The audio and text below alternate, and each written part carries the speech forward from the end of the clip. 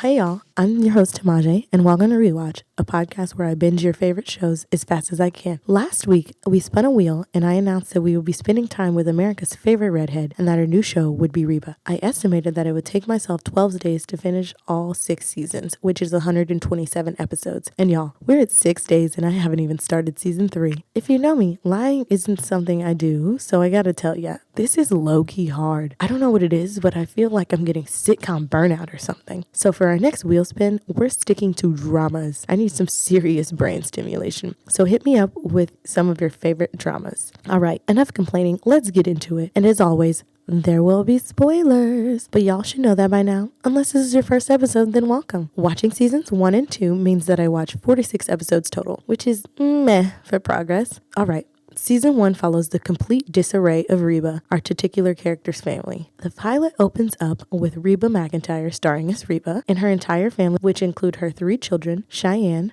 played by Joanna Garcia, Scarlett Palmers as Kira, Mitch Holman as Jake, along with her husband Brock, played by Christopher Rich. They're in a court-ordered family therapy session, and she and Brock have been separated for nearly a year. And quickly, the appointment starts to fall apart. Brock tries to tell Reba that there's no saving their marriage because he's impregnated his dental hygienist, Barbara Jean, played by Melissa Peterman, who's half of Reba's age, by the way, and he feels that he's obligated to marry her now. In the confusion, Jake reveals that Cheyenne, who is 17 by the way, is also pregnant because he found her pregnancy test in the trash can. After the family leaves therapy, Reba and Brock grill Cheyenne and her football star boyfriend, Van, played by Steve Howey, on how this happened. Obviously we know how it happened, but still, Van, trying to do the right thing, proposes to Cheyenne and she says yes. The rest of the episode continues and Van's parents kick him out and Reba scrambles to create their perfect shotgun wedding. By the end of the episode, everyone's happy, at least on the outside, and Cheyenne and Van get married. Like, I was alive in 2001, yes, a child, but from growing up in the 2000s, I feel like this had to be pretty risque for the time. This show heavily focuses on a pregnant teenager and her teenage husband. Yes, this happens in real life, obviously, but I'm sure the conversation around it must have been stigmatized. I mean, it takes place in Texas, for God's sakes. But what an outrageous concept. And remember, this show was on the same network as Seventh Heaven. We weren't in the days of 16 and Pregnant and Teen Mom yet.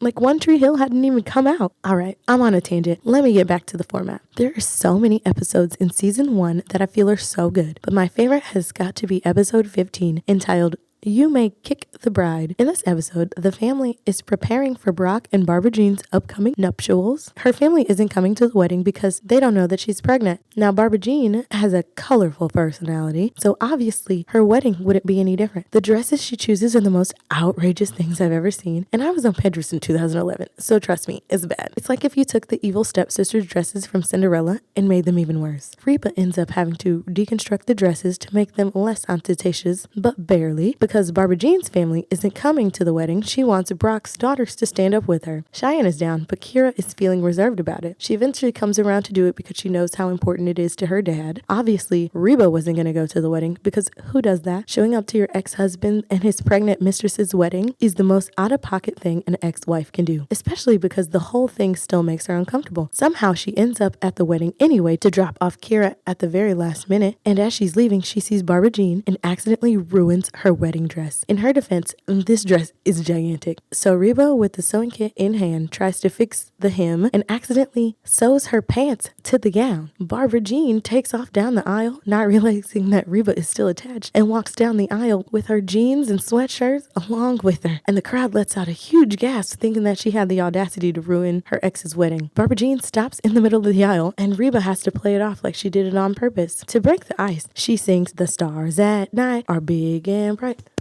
deep in the heart of Texas," and the episode ends. Brock and Barbara Jean are married, but we didn't get to see it completely. I feel like that's typical for some sitcoms. If we see one wedding, we sure ain't gonna see another one. All right, so the next thing we're gonna talk about is my favorite character of season 1, which is obviously Reba. She handled her situation way better than I could have for sure. Her husband quite literally leaves her for another woman, and that said woman is pregnant and divorces you to marry her, all while your teenage daughter also gets pregnant and her boyfriend moves in with your family. And I feel like it's also important to mention that she's a stay-at-home mom and her youngest child is like 6. Like, I've had stress in my life, but what she had to go through was completely insane. The emotional damage this would have had on me, baby, I would have probably been in jail because there's no way. During the first season, we do see Reba crack just a little bit. Like in the pilot, she rejects and blames everything that's going wrong on Brock because she feels like he ruined everything and they're supposed to be together forever, which I think we've all felt like this at the end of a relationship. She constantly brings up the fact that Barbara Jean stole her husband. She does it jokingly, but she knows it's true and that it actually hurts her. She truly made the best out of the situation she was put in. She stood up for her family at every turn and even stood up for Barbara Jean at times because yes, she stole her husband, but she knew that her marriage was long gone before she came into the picture. And speaking of husband, that brings me to my least favorite character of the season, which is Brock. Literally, Brock is the worst. He's a bad husband, partner, and a mediocre father. When his daughter gets pregnant, he exclusively blames her and not the boy because he's really good at football. He also blames Reba for allowing it to happen. He just kind of never takes responsibility for anything. Everything is always somebody else's fault, usually when it's very clearly and obviously his fault. Like when he went through his midlife crisis and went out and created a new family and then has the audacity to parade his extramarital affair in front of his wife and children. Once he realizes that he's stuck because she's pregnant, he makes wildly sexist comments constantly. Barbara Jean even hides her morning sickness from him because she knows he'll be a pill about it. His own daughter Kira doesn't even like spending time with him, and he doesn't really like spending time with her either. Like, I understand tweens can be hard, but dude, you made a whole new family. The least you could do is figure out how to bond with your current one. Also, he's just always over Reba's house. Like, if he wanted to be over there so much, he shouldn't have moved out in the first place. And that brings us to the most shocking episode of the season. Episode 19, entitled Labor of Love. In this episode, Van is being pursued by a college scout from California. Reba wants him to go to Houston because it's close to home and she can be near them and the baby. Brock knows that it's a good idea for him to consider the California school and possibly go there because it'll help his chances of getting in the NFL. Reba basically cons Brock into going on a camping trip alone, leaving his pregnant wife by herself, might I add. During Van's interview, Cheyenne starts to feel some labor pains and the family rushes off to the hospital. At the hospital, she's diagnosed with Braxton Hicks contractions, aka false labor, and it's not time for the baby. Everyone is freaking out, including Barbara Jean, and the panic sends her into actual labor. Because of Reba's selfishness, Brock is stuck in the middle of nowhere with no cell reception, and a guilty Reba drives out to find him and drive him back to the hospital. She's driving as fast as she can, but she doesn't make it, and he misses the birth of his new son, Henry. This episode is so funny, but deep down, it's actually really sad because this is apparently the second birth of one of his children that he's missed. Earlier in the season, they dropped how he missed Jake's birth because he was out golfing. The whole season, he keeps saying that he wants to be a better dad to this kid. In my opinion, while this is Reba's fault that he missed the birth, it's also Brock's. Why would you take a trip in the middle of nowhere while your wife is 9 months pregnant? That is completely dumb, and this situation could have been completely avoidable. He's a grown man and should have enough wisdom to realize that him leaving her in that state is bad. He's also a dentist, which is the type of doctor who should really know that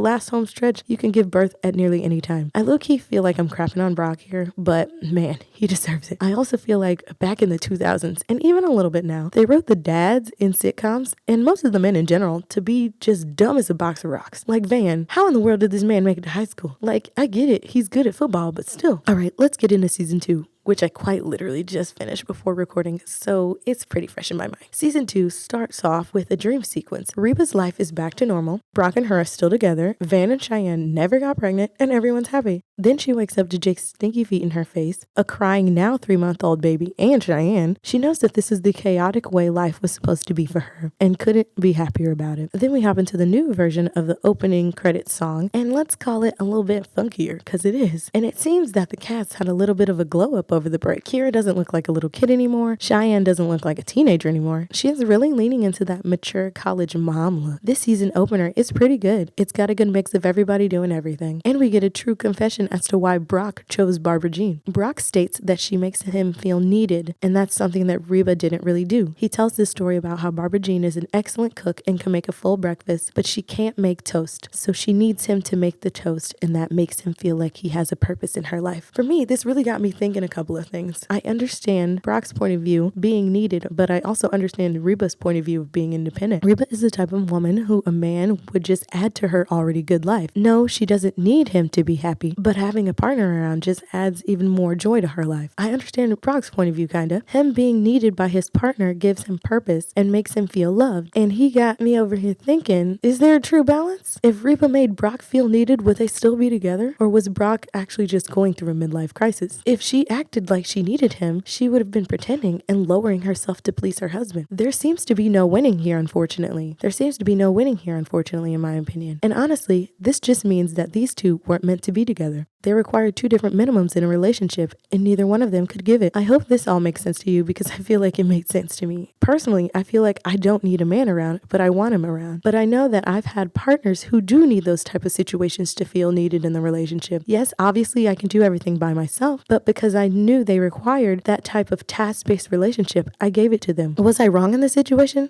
I guess we'll never know. I'm single regardless, so I guess it's irrelevant. Enough about me. Let's get to my favorite episode of season 2, which was episode 3, entitled Proud Reba. In this episode, Reba sits the family down for a family meeting, explaining to them that they have to stop frivolous spending because things are getting tight money-wise. Since the start of season 1, Reba was a stay-at-home mom, and I'm assuming Brock supported the household fully up until the divorce, but it's never 100% clear, but it's low-key obvious. Reba starts looking for a job, but because unfortunately for the last 18 years or so, she hasn't worked outside of the home, she doesn't have any work experience and is having a hard time finding work. Cheyenne and Van, wanting to help, go out and sign up for food stamps. Reba finds out and is upset because she feels like they don't need it. She goes down to the welfare office to make them give the card back. The lady who works there puts her in her place and humbling her a bit. Reba says things like, I don't need any help. I'm looking for a job and I'm not the kind of person who takes handout. I hope y'all like my Texas accent. Realizing that it's okay to take a little help, Reba eventually signs up for food stamps too because yes, she qualifies. After accepting the help, she gets down in the dumps because she feels like she's unemployable. Brock finds out about the food stamps because of some town gossip and demand that the kids get off, and she has to tell him that she's on it too. He's confused because he thought she had money from the divorce settlement. He gives her a pep talk and she goes to an office where she was turned down for a job and demands that the boss hear her out and understand that she could be good at the job. She almost had it until the boss realized she parked in a handicapped parking spot and the boss is in a wheelchair, so you could say he took that personally. At the end of the episode, Reba makes Brock give her a job to build her resume. So yeah, this episode was really good. I feel like it taught a lot of different lessons, you know? Humbling yourself and accepting help when you need it. In my opinion,